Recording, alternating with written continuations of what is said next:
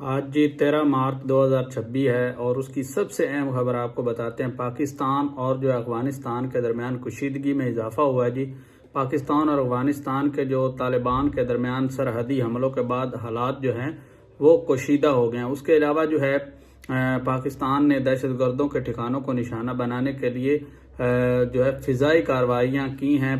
جو ہے افغانستان کے طالبان نے الزام لگایا کہ حملوں میں شہریوں کی ہلاکتیں ہوئی ہیں، جبکہ پاکستان کا موقف ہے کہ کارروائی صرف جو ہے دہشت گرد گروہوں کے خلاف کی گئی۔ اس کے علاوہ جو ہے پیٹرول کی قیمتیں بھی اس کے متعلق بھی بڑا اعلان ہوا ہے جی۔ وزیر اعظم شہباز شریف نے اعلان کیا ہے کہ اس ہفتے پیٹرولیم مصنوعات کی قیمتیں جو ہیں وہ نہیں بڑھائی جائیں گی۔ اس کے علاوہ جو ہے پاکستان کے ریلوے جو ہے اس میں جو ہے خبر ہے، حکومت نے اعلان کیا ہے کہ 30 جون تک بڑی جو ہے ٹرینوں کو جو ہے اپ گریڈ کیا جائے گا اور مسافروں کو جو ہے بہترین سہولتیں فراہم کی جائیں گی۔ اس کے علاوہ جو ہے پاکستان نے بنگلہ دیش کے خلاف ون ڈے میچ جو ہے 128 رن سے جیت لیا ہے۔ یہ بھی بڑی خوشی کی بات ہے جی۔